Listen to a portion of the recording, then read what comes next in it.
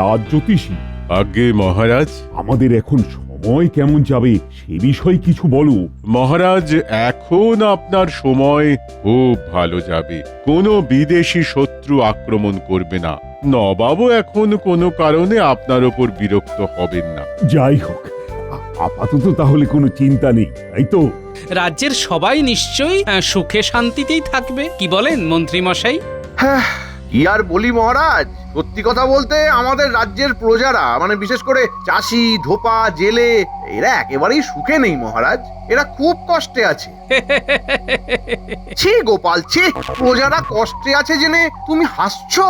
আগে না মন্ত্রী মশাই, প্রজাদের কষ্টে আমি সব সময় দুঃখিত হই, তবে আপনার মুখে এই রকম কথা তো আগে শুনিনি। তোমার কানে যে সব ঢোকে না সে আমি জানি। আমার মনে হয় তোমার মাথাতেও বোধহয় সব ঢোকে না, তাই না? যাই হোক মন্ত্রী, তুমি বলো। মহারাজ, রাজ্যের প্রজারা বড় কষ্টে আছে, তাই আমার মন আজ বড় কাঁদছে মহারাজ, বড় কাঁদছে। মন্ত্রী মশাইয়ের দুঃখ দেখে আমারও প্রাণ কিরকম কেঁদে উঠছে মহারাজ। কান্না আর দুঃখ বড় সংক্রামক মহারাজ। এই দেখুন না, আমার গিন্নি সব সময় মনের দুঃখে বিলাপ করে, আমারও খুব ভয়। উফ, তোমার এই বাজে টিপ্পনি আমার সহ্যের বাইরে। মহারাজের জয় হোক। বলো প্রহরী, মহারাজ, 3 জন প্রজা আপনার সাথে দেখা করতে এসেছে। কি কারণে? জিজ্ঞাসা করাতে বললো ওদের দুঃখ দুর্দশার কথা আপনাকে জানাতে চায়। আচ্ছা বেশ, তাদের রাজসভাতে পাঠিয়ে দাও, আমি নিজের কানেই শুনি তাদের দুঃখের কথা।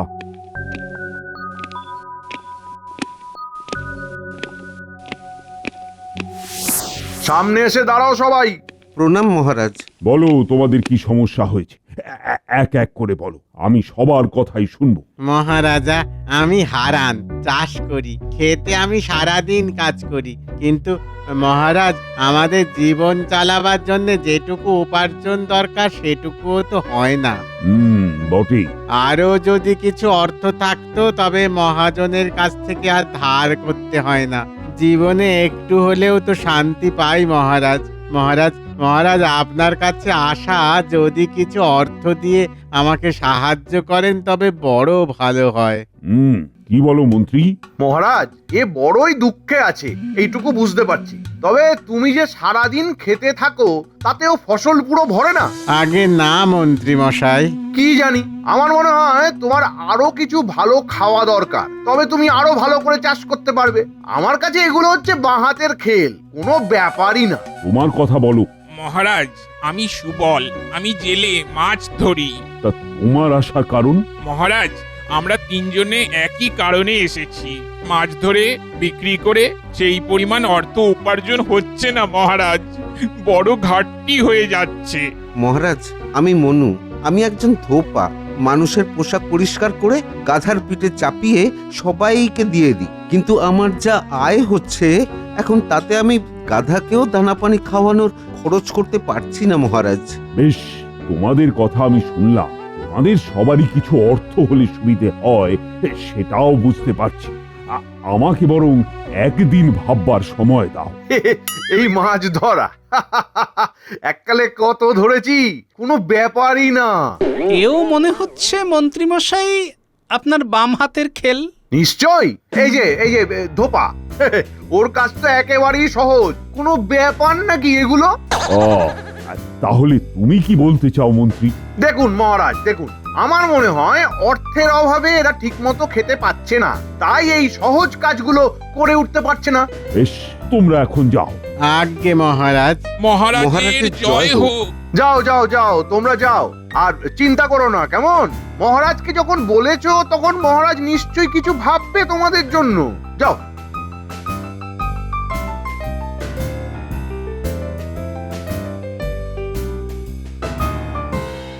তবে বড় খটকা লাগছে মনে। কিরকম কিরকম? মহারাজ, মন্ত্রী মশাইয়ের প্রজাদের দুঃখে মন কেঁদে উঠল, আর অমনি প্রজারা তাদের দুঃখ অর্থ কষ্টের কথা মহারাজকে বলতে চলে এলো। এটাই আমার কেমন যেন লাগছে মহারাজ। তোমার বিষ দৃষ্টি বন্ধ করো গোপাল। আমি মানুষের মন পড়তে পারি, হৃদয় দিয়ে তাদের অনুভব করতে পারি। তাই বুঝি? দেখুন মহারাজ, আমি রাজ্যের প্রজাদের কাজকর্ম কষ্ট সব লক্ষ্য রাখি। মহারাজ, আপনি রাজা হয়ে যেটা বুঝতে পারেন না সেটা আমি মন্ত্রী হয়ে ঠিক বুঝতে পারি। হ্যাঁ, বেশ মন্ত্রী বেশ, হয়তো ঠিক বলেছে। আর আমি রাজা হয়তো সব বুঝতে পারি না, সত্যি তো। এরা তো এলো, আর আমি তো এদের দুঃখ দুর্দশার কথা জানতামও না। মহারাজ যদি অনুমতি দেন তবে একটি দুটি বাক্য বলতে পারি। বেশ, অনুমতি দিলাম। চিন্তা নেই, আছে রাজার এক মহান হৃদয়। কষ্ট নেই, প্রজার ওপর রাজা বড়ই সদয়। বেশ ভালো বললে তো সভাকবি। আজকে রাজসভা এখানে শেষ হোক। আমি এই চাষি ধোপার জেলের বিষয়ে যা করণীয় সেটা কাল রাজসভাতেই বলবো।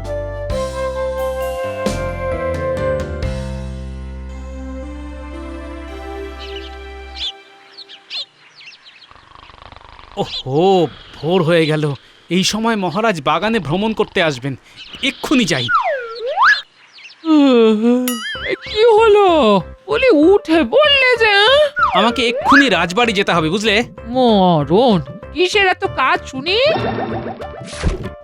যাই গো গিন্নি, যেতে হবে। মহারাজের সাথে জরুরি সলা পরামর্শ আছে। আমি এখন উঠে ভাত চাপাতে পারবো না। হ্যাঁ, তোমাকে এখন কিচ্ছুটি করতে হবে না গিন্নি। আমি আবার বাড়ি আসবো, তারপর আবার রাজসভায় যাব। বলি হাটে বাজারে যাওয়ার সময় পাবে নাকি সেটাও এখন আমাকে করতে হবে? হ্যাঁ, আহ গিন্নি, তুমি ঘুমাও তো, আমি আসি। হাটে যাবোক্ষণ, পরে দেখা যাবে। তাহলে তুমি এখন যাও গে। আমার কাঁচা ঘুম ভাঙিয়ে দিলে বাবা। বলি, কখন তোমার পাকা ঘুম হয় শুনি? সকাল বেলায় বুঝি? এলা কথা বলো না তো বাবু, কি কাজ নিয়ে যাচ্ছ যাও, আমাকে এখন ঘুমোতে দাও। বাবা, হ্যাঁ হ্যাঁ, ঘুমাও ঘুমাও। কে ডাকছে তোমাকে? রাতে যেভাবে নাক ডাকিয়ে ঘুমাও, কুম্ভকর্ণ অব্দি লজ্জা পেয়ে যেত।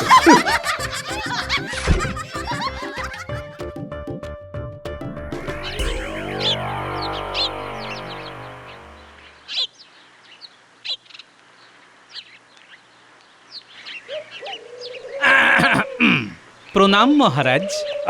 এসো গোপাল, এসো। আমার মন বলছিল তুমি আসবে। কাল থেকে আমি চিন্তাই করে চলেছি, কি জানি আজকের দিন আমার আবার কেমন যায়। মহারাজ, আপনি নিদ্রা ভঙ্গ করে এই বাগানে চলে এসেছেন তো? হ্যাঁ, আমি তো সেটাই করি। তার মানে আপনি নিদ্রা ভঙ্গ করার পর আর কারো মুখ দেখেননি? একদম ঠিক। মহারাজ, আপনি তাহলে আমার মুখটাই প্রথম দেখলেন। ঠিক ঠিক। তাহলে আপনার দিন আজ খুব ভালো যাবে মহারাজ। ঠিক বলেছো গোপাল। তা তুমি কার মুখ দেখলে? মহারাজ, আমি শুধু মুখ নয়, গিন্নির মুখ ঝামটা খেয়ে এলাম। তার কাঁচা ঘুম ভাঙিয়ে ভোরবেলা আপনার কাছে চলে এসেছি যে। বেশ বেশ, এবার বলো তো, কাল থেকে আমি যে চিন্তা করছি তার নিষ্পত্তির কি উপায়? মহারাজ, রাজকোষ থেকে আপনি যদি হারান চাষি, সুবল জেলে আর মনু ধোপাকে অর্থ দিয়ে সাহায্য করেন, তাহলে এই মুহূর্তে ওদের হয়তো উপকার হবে। কিন্তু এরকম সমস্যা সব সময় আসতে থাকবে মহারাজ। তখন কিন্তু আপনার নিস্তার হবে না, কারণ আপনি অর্থ দিয়েছেন, প্রজাদের প্রত্যাশাও থাকবে। তাহলে উপায় কি গোপাল? মহারাজ, আমাদের রাজসভা সপ্তাহে একদিন বন্ধ থাকে। হ্যাঁ, ঠিক ঠিক। এখন দেখুন, চাষি চাষ করে কখন? সময়টা ধরে নিন 8 ঘন্টা, ওই সকাল 6টা থেকে দুপুর 2টো পর্যন্ত। এটাও ঠিক। জেলে মাছ ধরে কখন? দুপুর 2টো থেকে রাত অবধি। সেও ঠিক। ধোপা কাপড় কাচে মূলত রাতে, আর ভোরবেলা সূর্যের আলোয় কাঁচা জামা কাপড় মেলে দেয়। হ্যাঁ ঠিক। এখন চাষি বলুন, ধোপা বলুন আর জেলে বলুন, সপ্তাহে 7 দিন কাজ তো কেউ করতে পারে না।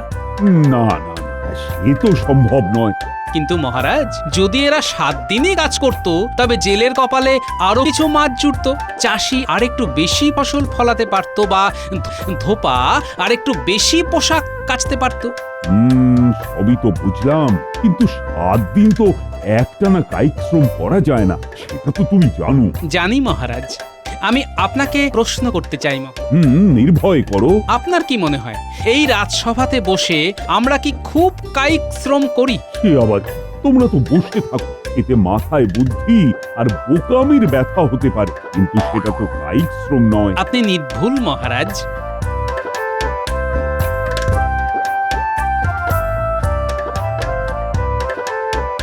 তবে আমি যে হিসেবটা আপনাকে দিলাম সেটা আপনি মন্ত্রীকে দিয়ে এক্ষুনি পূরণ করতে পারেন। মন্ত্রী কিরকম? হারান, সুবল আর মনুর যে পরিমাণ উপার্জনের অধিক অর্থের দরকার সেই পরিমাণ অধিক ফসল মন্ত্রী ফলাবে। যেদিন রাজসভা বন্ধ থাকবে মাছ ধরবে আর কাপড়ও কাচবে। হ্যাঁ? তুমি যা বলছো ভেবে বলছো তো গোপাল? মহারাজ, আপনি কি ভুলে গেছেন কাল রাজসভায় মন্ত্রী কি বলেছিল? এক্ষুনি ঠিক খেয়াল পড়ছে না, তবে মহারাজ, মন্ত্রী বলেছিল এই সব তার বাঁ হাতের খেল, এসব তার কাছে কোনো ব্যাপারই নয়। এই সব যখন কোনো ব্যাপারই নয় আর সারা সপ্তাহ মন্ত্রীকে যখন কোনো কায়িক শ্রম করতে হচ্ছে না, তখন মন্ত্রী মশাই না হয় একটু চাষ করুক, একটু মাছ ধরুক আর একটু কাচাকাচি করুক। সত্যি তো, মন্ত্রী তো বলেছিল এই সব তার বাম হস্তের খেলা। এতে মহারাজ এই মুহূর্তের জন্য রাজকোষের কিছু অর্থ বাঁচবে, হয়তো ভবিষ্যতের জন্য আরো বড় সুরাহা হলো। বেশ গোপাল, বেশ, আজকে রাজসভায় আমি এই নির্দেশই দেব। আসছি আমি এখন মহারাজ, আহার করেই রাজসভায় চলে আসছি।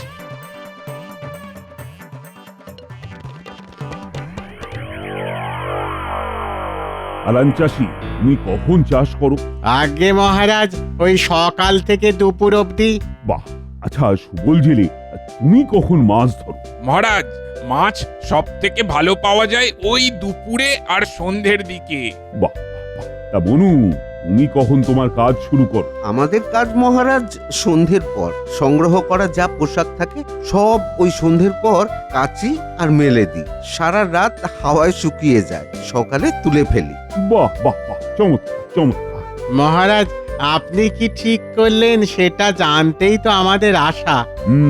আমি তোমাদের থেকে একদিন সময় চেয়েছিলাম, সিদ্ধান্ত আমি নিয়েছি। মহারাজ, আমি তাহলে এক্ষুনি খাজাঞ্চির সাথে যোগাযোগ করছি। আপনি এদের কত অর্থ দেবেন বলে দিন। অর্থ তো আমি দেব না। হ্যাঁ, তাহলে মহারাজ? মন্ত্রী, তুমি কাল বলেছিলে এই চাষ করা, মাছ ধরা, ধোপার কাজ সব তোমার নাকি বাঁ হাতের খেল, কোনো ব্যাপারই নয়, কি তাই তো গোপাল? নির্ভুল মহারাজ।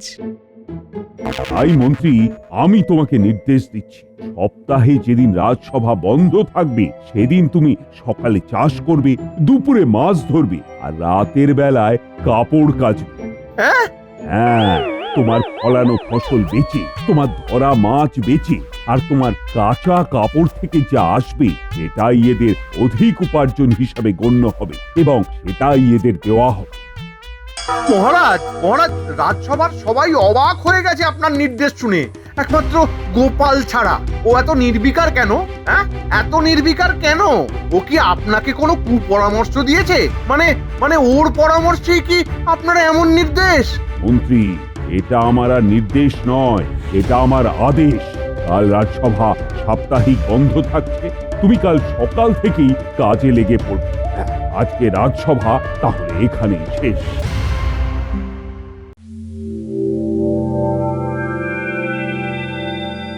হতভাগা গোপাল, যেই একটা বেফাস কথা বলেছি ঠিক ঠিক ধরে নিয়ে মহারাজের কানে দিয়েছে।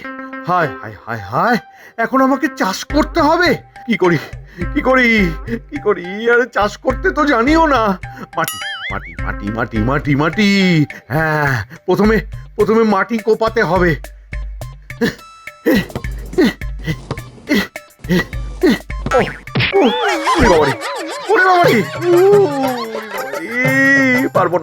পারবো না, আমি কিছুতেই এই কাজ পারবো না, কিছুতেই না। এই শিগগির জল আনো, মন্ত্রী মশাইয়ের মাথায় লেগেছে। এইখানে মাটি শক্ত, ভেতরে পাথর আছে। ওরে আমি কি করে জানবো রে হতভাগা, কি করে জানবো? আহা, আমরা তো মাটি দেখেই বুঝতে পারি। বাবারে পুরো ভিজে গেলাম। না, পুরো ভিজে গেলাম। না, এখন আগে মাছ ধরি, যাই। আরে এখানে কি, আমাকে মাঝ নদীতে নিয়ে চল। পাড়ের দিকে ভালো মাছ পাওয়া যায়। আপনার হাতে তো ছিপ মন্ত্রীমশাই, মাঝ নদীতে মাছ ধরতে গেলে ভালো জাল লাগে। যা বলছি তাই কর। আপনি তো চারাই ভালো করে তৈরি করতে পারেননি। এ, তুমি কথাটা কম বলো হে। বেশ বেশ, চলেন।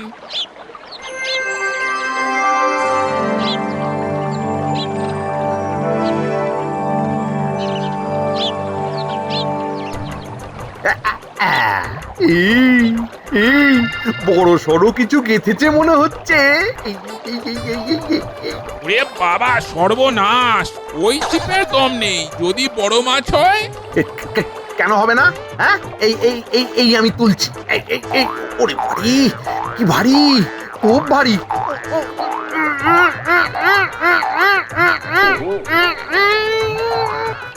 ওরে বাবা, সাপ, সাপ! হে ভগবান, এই কাজটা আমি যেন ভালোভাবে করতে পারি। করতে হয় কি করতে হয়, প্রথমে সাবান গোলা জল ঢালবো, তারপর কাপড়গুলোকে তুলে আছাড় মারবো। শয়তানগুলো সব সময় আমাকে ভিড় করে দেখছে, যেন রঙ্গ তামাশা। আর শুধু গোপালের জন্য আমি সবার কাছে উপহাসের পাত্র হলাম।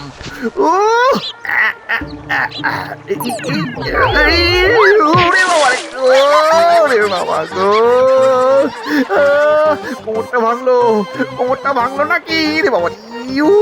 আর যে পারি না। হে মহারাজ, আপনি কি আদেশ করলেন?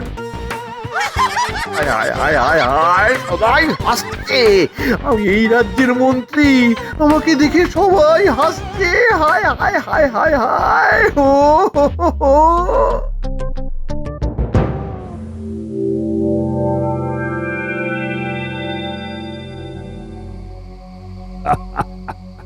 হাসবেই তো, সবাই হাসবে। কেন, তোমার নাকি বাঁ হাতের খেল, তুমি সব পারো। আসলে এই সব তোমার চালাকি। মানুষের মনের খবর তুমি রাখো, প্রজাদের দুঃখে তোমার মন কাঁদে। আরে তোমার মনে কি চলছিল সেটা একমাত্র গোপালই ধরতে পেরেছে। গোপাল? হ্যাঁ, গোপাল কাল সকালে আমাকে সব বলেছে। গোপাল, তুমি বা আরো কিছু যেন বলতে চাও। হ্যাঁ মহারাজ। বলো বলো, নির্ভয়ে বলো। এবার গোপাল, তুমি নিজের মুখে সবটা বলো, সবাই শুনুক। মহারাজ, আমাদের পুঁটির বাবা হচ্ছে ভাগ চাষি। কি হারান, পুঁটির বাবাকে নিশ্চয়ই চেনো। মানে হ্যাঁ। আমতা আমতা করো না, তোমাদেরও অনেক দোষ আছে। এখন এই পুঁটির বাবা সেদিন পথ দিয়ে হেঁটে আসছিল। আরে তুই চিন্তা করছিস কেন? কিচ্ছু হবে না। মহারাজের কাছে গিয়ে বলবি খুব অর্থ কষ্টে আছি, কিছু সাহায্য করুন। মহারাজ করবে, তোর কোনো চিন্তা নেই তোর। না মানে সত্যি বলতে সেরকম কষ্টে তো আমি নেই। এবছর তো ফসলও ভালো হয়েছে, ভালো উপার্জনও হয়েছে। তোকে আমি যেটা বলছি সেটাই কর, ঠিক আছে? মনে থাকে যেন।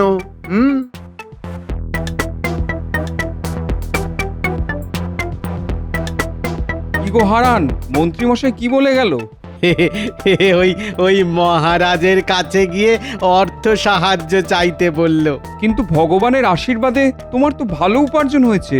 তাতে কি, আরো অর্থ পাওয়া যাবে। তুমি চলো না, মহারাজকে বলো মহারাজ তোমাকেও সাহায্য করবে। আমার প্রয়োজন তো দেখছি না। আচ্ছা চলি।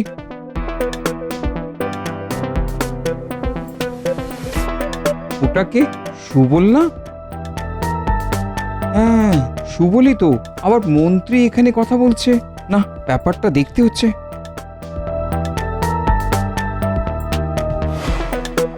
এই যে সুবল, কেমন চলছে দিন? আর বলো না, বড় অর্থ কষ্টে আছি। সে কি, এতদিন তো শুনিনি। না গো, আমি খুব খারাপ আছি। বেশ, তোমার দিন যাতে ভালো কাটে সেই জন্যই মনে হয় মন্ত্রী মশাই কিছু ভাবনা চিন্তা করছে। ওনার মতো ভালো মানুষ হয় না। বুঝলে গোপাল দাদা, মন্ত্রী মশাই এখন সবার উপকার করতে লেগেছে। প্রথমে হারান চাষি, তারপর সুবল জেলে, এমনকি মনু ধোপার কাছ থেকেও ফিরতে দেখলাম। সেটাই তো সব থেকে বড় চিন্তার ব্যাপার। মন্ত্রী নিজে থেকে কারো উপকার করছে, এটা ভাবতেও যেন কিরকম লাগছে। কোন রকম স্বার্থ ছাড়া মন্ত্রী তো এরকম কাজ করতে পারে না। তুমি মনে হয় ঠিক বলছো। তুমি আমাকে বলে খুব ভালো করলে, ভালোই হলো। মন্ত্রীর কাজের উপর আমি নজর রাখবো। ও ভীষণ রকমের ধড়িবাজ। আমার মনে হয় সবাইকে অর্থ পাইয়ে নিজেও তার ভাগ বসাবে। মহারাজ, এই হলো ঘটনার ইতিবৃত্ত। এখন হারান, সুবল, মনু, তোমরা বলো, মন্ত্রী তোমাদের অর্থ পাইয়ে নিচে তার ভাগ চেয়েছিল কিনা? বলো বলো, কোনো ভয় নেই। আমাদের ভুল হয়ে গেছে মহারাজ। আমাদের সবার উপার্জন ভগবান ও আপনার আশীর্বাদে ভালোই আছে, কিন্তু মন্ত্রী মশাই যে আমাদের লোভ দেখালো, অর্থ পেলে তার অর্ধেক মন্ত্রীকে দিতে হতো। দেখেছেন মহারাজ, যা ভেবেছিলাম। মহারাজ, আজ ক্ষমা করুন মহারাজ, আমার যা শাস্তি সে তো আমি পেয়ে গেছি মহারাজ। আমার কোমরটা, ওরে বাবা, ক্ষমা করুন, ক্ষমা করুন মহারাজ, ক্ষমা করুন আমাকে। এ শাস্তিও যথেষ্ট নয়। তোমাকে রাজসভা ছেড়ে এখন প্রতিদিন চাষ করতে হবে। ফসল ফলিয়ে যা উপার্জন করবে সেটা দিয়ে এই হারান, মনু, সুবলকে 4 ভাগের 3 ভাগ দেবে, আর 1 ভাগ গোপালের জন্য। আবার মহারাজ, আমার জন্য কেন? দেখি গোপাল, তুমি সকাল সকাল গিন্নিকে বিরক্ত করে কাঁচা ঘুম ভাঙিয়ে আমার কাছে ছুটে এসেছিলে, আর মন্ত্রীর ফসল বেচার অর্থে গিন্নিকে একটা নতুন শাড়ি কিনে দেবে না? জয় গোপালের জয়। সব শেষে আমার গিন্নিরই জয়। যাই, এখনই গিন্নিকে সুসংবাদটা দিয়ে আসি।